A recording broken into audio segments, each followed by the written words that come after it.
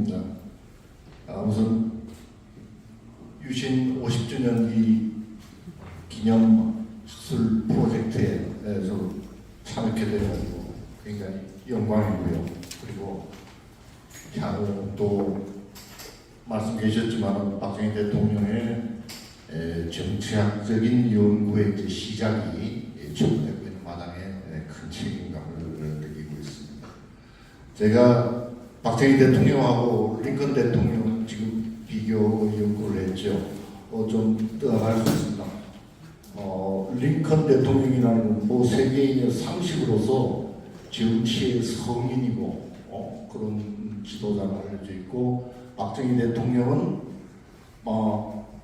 경제 성장, 후진국 경제 성장에 있어서는 천재지만 정치는 독재자였다라는 것이 적지 않은 사람들의 통념일 테고, 그리고 자유민주주의를 전복하려는 좌익 친공 세력들은 그것을 끊임없이 선전선동하면서 확대해 나왔습니다.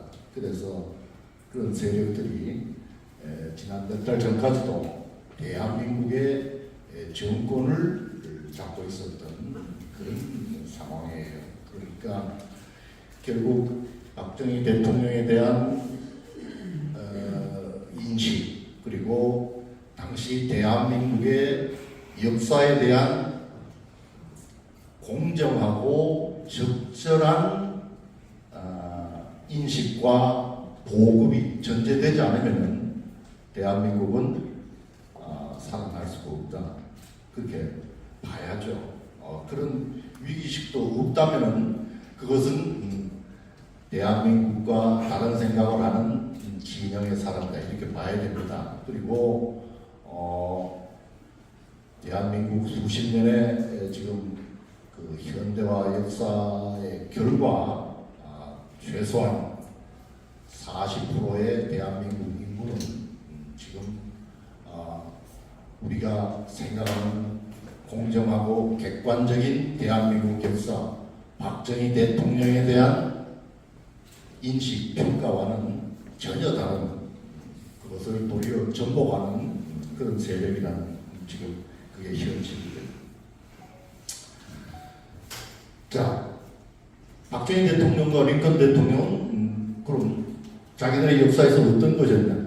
두 분 다 현대 국가를 만드는 지도자였어요. 그런 과제를 보았던 분들이었습니다. 자, 예를 들어 볼까요? 링컨 대통령 1860년에 미국의 철도가 본격적으로 보이기 시작할 때입니다. 박정희 대통령 고속도로를 놓아야 하는 분이었습니다. 1972년 박정희 대통령이 시온 유신을 할 때는 그 100년 전인 1880년대 미국에서는 철강, 석유와 기계 자동차공, 즉 박정희 대통령이 한 중화공업화가 시작되는 때입니다. 예, 이런데 두 분을 전혀 다른 차원으로 볼 수가 없는 거죠. 그 대한민국과 미국의 역사적인 그 발전 차이가 있듯이 두 분의 상황 자체도 그랬고, 그러나 그 과제는 같았다는 것입니다. 박정희 대통령은 집정 18년 만에 압축적으로 한 일은 세계사상 유례가 없이 활기찼다는 미국의 100년에 걸친 그 발전, 그것에 해당되는 것입니다. 18년에 그 천혜의 자연 조건과 우수한 인력을 가지고 건전한 정신을 유지했던 초기, 현대국가 건설 초기에 미국인이 100년 동안 한 일 박 대통령이 18년에 해냈어요. 둘 다 현대화의 결과 민주화의 압력을 받고 있었습니다. 박정희 대통령 받았던 게 아니에요. 예, 링컨 시대 미국도 그랬습니다. 그리고 방금 김은구 박사도 지금 설명을 했지만 우리는 내외적으로 엄청난 국가안보상의 위기를 맞이하고 있었습니다. 미국도 나라가 둘레가 쪼개졌습니다. 남부가 독립을 해버렸죠. 예, 우리가 45년에 공산 집단이 38선 이북을 떼가서 소련으로 붙은 거와 마찬가지의 상황인 것입니다. 거기에 체제 문제가 있습니다. 북한은 그래서 한민족을 갈라나가서 뭘 했습니까? 공산주의, 즉 국가 노예제를 창설해서 체제를 만들었습니다. 미국의 카운패밀리 남부는 어떻게 했습니까? 노예제를 유지 확대시키는 그런 체제를 만들었습니다. 두 분의 역사 과제가 어떻게 이렇게 같았는지 정말 놀라운 지경입니다. 말할 것도 없죠. 북한은 평양 공산정권은 박정희 대통령을 사살할 목적으로 청와대까지 습격을 했어요. 이것은 인류 역사의 전대미문에 정말 유례가 없는 도발이고 공격입니다. 이것은 전쟁에서도 아주 극단적인 전쟁 행위인 것이죠. 그 이후에 뭐 방금 얘기가 나와서 또 이상은 거기에 달지를 않겠습니다. 그러한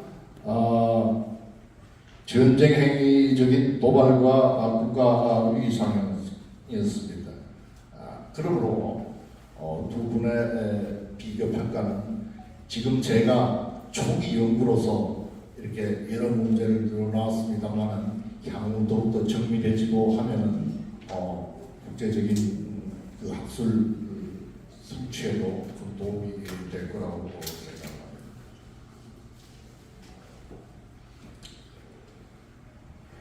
그리고 두 분 다 당대에 자기 나라에서 적지 않은 국민들로부터 독재자, 딕테이터라는 소리를 들었습니다. 두 분은 공통적으로 국가 위기 상황을 감내해야 한 최고 지도자였기 때문에 결국 그렇게 나옵니다. 그러므로 박정희 대통령을 한국 사회 지금 정치의 정쟁의 대상으로 또는 좌경화된 지식인 사회의 저주와 음모, 전복의 대상으로 남겨둬서는 우리가 학술적으로도 공정하지 않고 지금 정치적으로도 굉장히 국가적인 위기 상황이 그런 것으로 된다고 봐야 하겠습니다. 자, 그래서 그러면 유진체제를 어떻게 볼 것인가? 우리가 지금 독재라고 비난을 받고 있고 하지만 이것은 자유민주주의의 전체 이론 속에서 봐야 된다는 그런 생각입니다.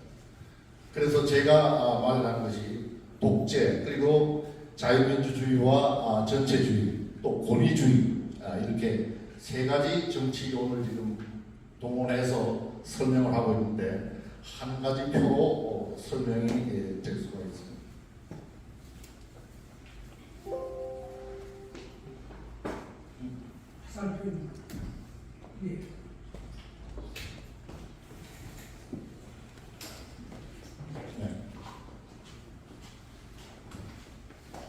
자, 정치체제의 분류와 그 하위체계입니다. 이것이 우리가 지금 자유민주주의는 정치체제 레짐으로서 가장 국가 형태의 고급 수준의 지금 분류이고 우리가 규정받는 그런 체제입니다. 그 자유민주주의와 전체주의가 대립되는 것입니다.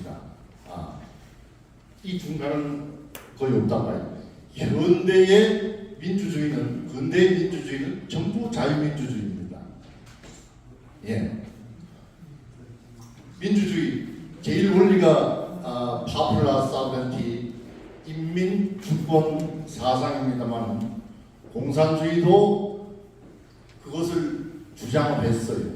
그러나 그것을 정권을 잡기 위한 선전수단을 두고 체제가 성립될 때는 그걸 완전히 포기하고 국민들은 무권리의 노예 상태로 가는 것입니다. 그러니 민주주의가 될 수 없죠. 하물며 거기를 향한 그들의 전술로서의 People's 피플스 데모크라시, 인민민주주의 뭐 이런 것이 그건 속이는 위장술이지 민주주의일 수가 없는 것입니다. 현대 민주주의는 당연히 자유민주주의입니다. 그 내용.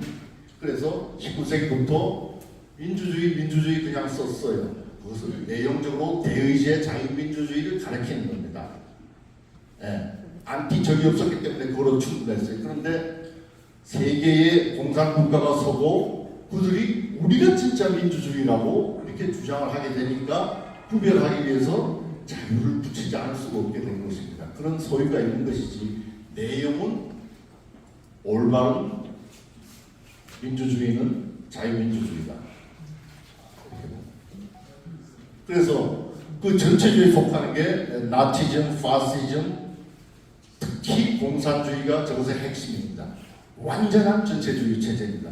저거에 대하면 히틀러도 사실은 어리숙한 거고 무솔리니는 그냥 코미디안에 불과한 겁니다. 전혀 그만큼 핵심은 공산주의다.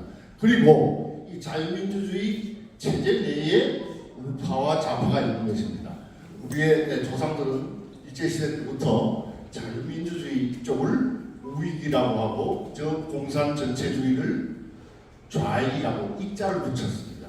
그 하위 단계로서 여기가 이제 좌파라고 하면은 복지국가론을 내세우는 사회민주주의, 이것도 개의제 민주주의를 그리고 개인의 권리와 자유를 근본적으로 인정을 하기 위해서 의회를 통해서 사회주의적인 수법을 써보겠다는 것이므로 문명체제 내의 좌파입니다. 우파는 이제 이렇게 됩니다. 그리고 뭐 참여민주주의, 시민주의 여러 가지 대안들이 정치학자를 비롯해서 또 정계에서 제기가 됩니다. 이것도 다 이것의 보완물로서 있는 것입니다. 그러나 참여민주주의 같은 경우 진짜 저쪽에 전체주의자들이 속임수로서 동원하는 것 물론 있습니다. 자, 우리 자유민주주의 내에 분명한 그 인간의 한계를, 가능성의 한계를 유념하는 선서 보수가 있죠. 그리고 리버럴이라고 골치 아픈 존재가 있습니다. 이것이 이제 아까 조선 의원님 말씀하셨듯이 요수를 부르게 됩니다. 그리고 자칭 진보주의자라는 자칭입니다. 저것은 사회주의 공산주의로 가는 것이 진보라고 보는 자의론에 의해서 자기들은 그쪽이기 때문에 내가 진보다라고 하는 측면이 있고 또 자기들의 정체가 너무나 타락적이고 폐악질적이기 때문에 드러나서 이런 낯가림으로 내세우고 그리고 전체주의자들도 물론 전술로서 프로그레시브라고 하는데 그것은 공산주의에 가깝다는 자기 이론과 동시에 속이려고 하는 참신이라고 저는 그렇게 생각합니다. 이런 저건 내에서 지금 권위주의는 자유민주주의 내에서 그 나라의 역사적 상황, 자 링컨과 박정희가 당면한 이런 국가 안보 위기, 체제 위기 이런 역사를 당했을 때 나올 수 있는 강력 임시 체제입니다. 이것은 자유민주주의 기본은 개인의 자유를 부르고 시민사회의 자유를 발봉하지 않습니다. 유지시켜 줍니다. 그러므로 이것은 그 위기 상황이 풀리면은 온전한 자유민주주의로 돌아갈 수 있는 것입니다. 그런데 특수 상황에서 약간의 자기 체제와 나라의 유지를 위해서 비자유주의적인 방법을 일부 사용하는 것입니다. 여기에 속하는 것이죠. 정당합니다. 그리고 독재라는 것은 워낙 정치적으로 비난용으로 뭐 인류 역사와 거의 함께 쓰여져온 말이기 때문에 그것은 학술적인 용어로는 사실 적합하지 않습니다. 그리고 이것이 고대 로마의 그 헌정에 내장된 그런 말로 국가 위기 생겼을 때 집정관 한 명이나 또는 그것도 마땅치 않으면 아주 신강이 높은 원로를 초빙해서 1인의 6개월간 독재관을 시킵니다. 그것은 정당한 것이죠. 그래서 이 시간이 벌써 다 돼버렸네. 그러니까 결국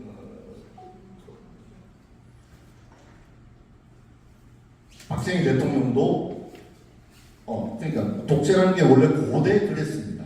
고대에 그랬고 그래서 독재라는 말에는 서양에서는 이것은 법적으로 합법적인 의미가 있다 이렇게 이어져 내려왔어요.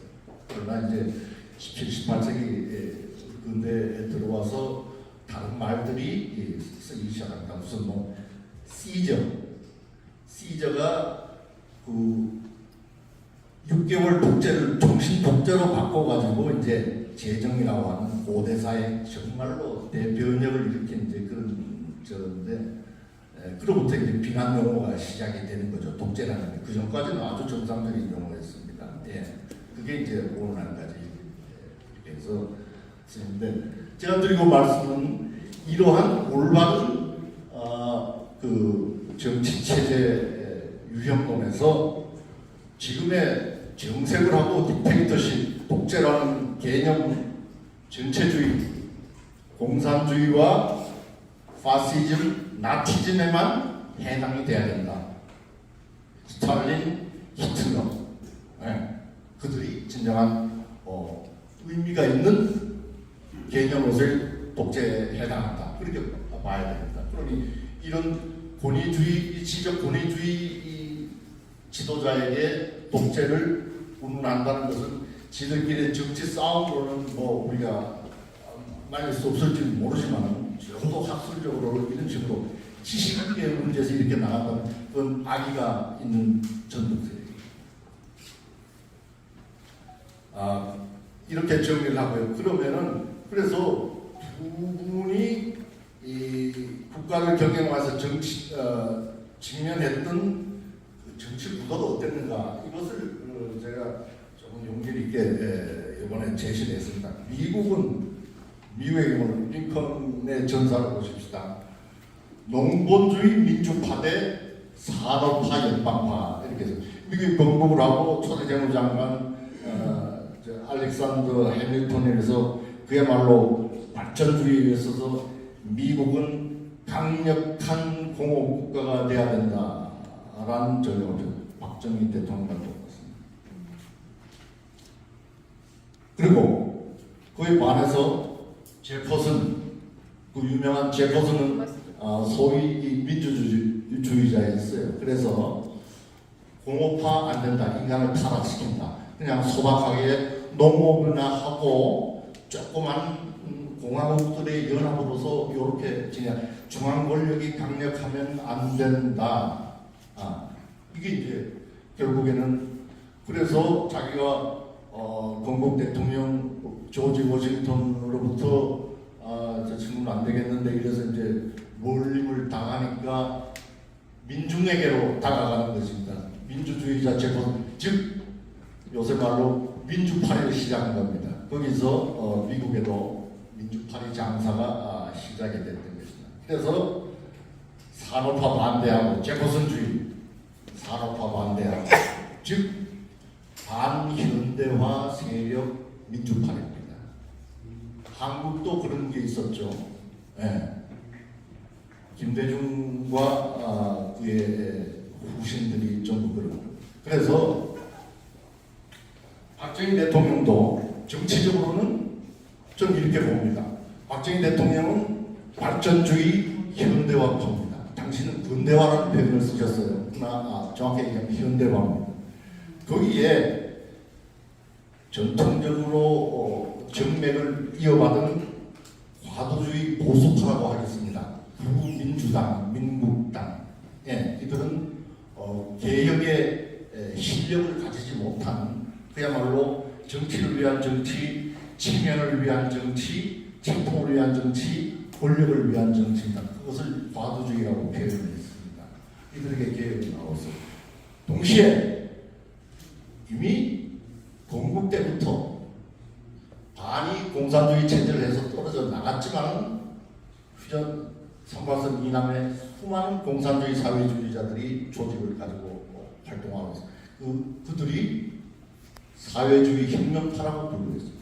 이 사회주의 혁명파와 보수적인 과도주의자들이 연합을 해가지고 박정희의 현대화 노선에 대립하는 것입니다. 이들은 반현대화 노선. 미국의 한국이 똑같았습니다. 제 분석이 그렇습니다. 아마 부정되기 어려울 것입니다. 결국 경제 노선도 방금 말씀드렸듯이 두 가지를 다 말씀드린 꼴이 됩니다. 현대화, 박정희 링컨의 현대화 대 제퍼슨 그리고 한국의 민주당자 쓰는 세력과 좌익 정복 세력의 통일 전선이 반현대화 세력이 싸우고 있었던 것입니다. 누가 옳습니까? 불문가지죠.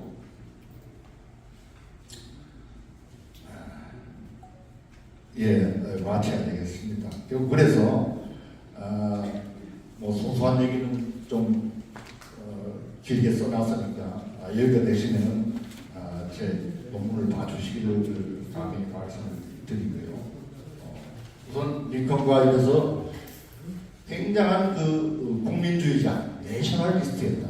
계급주의자가 전혀 아니었다. 계급주의에 반대했다.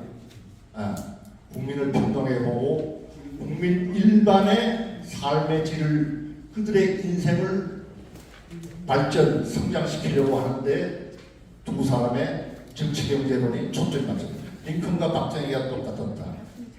재미있는 사례와 근거들이 있습니다. 지금 소개드리는 지금 시간이 미흡합니다.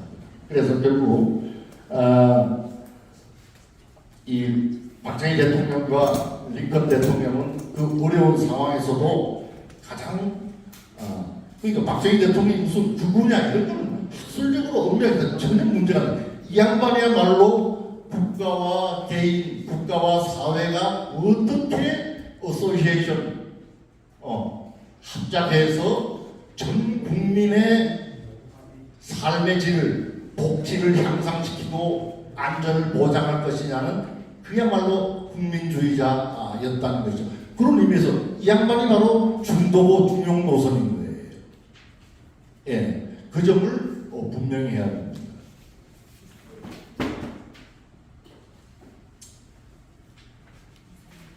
그래서 이미 말씀드렸듯이 여러 가지 아름다운 말로 마무리할 게 있겠습니다만 그쳐야 되겠습니다. 그 한마디 뭐냐면 링컨도 그래 박정희 대통령은 소위 사회주의자, 공산주의자, 민족 해방전선이라고 하는 대한민국, 자유민주주의 대한민국을 전복시키려는 세력이 대부분을 차지하는 소위 민주화 투쟁에도 불구하고 이 업적을 이루어낸 것입니다. 그리고 하기 위해서는 국가위기 상황에서 위기 정부를 운영하기 위해서는 비자유주의적인 수법이 야만 동원될 수밖에 없어요. 그것은 원래 헌법 정신이에요. 그래서 유신은 근본적으로 보면 합헌적이었다 이렇게 볼 수 있는 것이고 이러한 어려운 상황에 정치적 위험을 무릅쓰고 왜 했냐? 애국 나라를 사랑하기 때문입니다. 그 책임감 때문에 그리 했던 것입니다. 아니면은 포퓰리스트였다면 감히 엄두를 못 낼 대애국 사업이 유신이었다 그렇게 보겠습니다. 이상 마치겠습니다.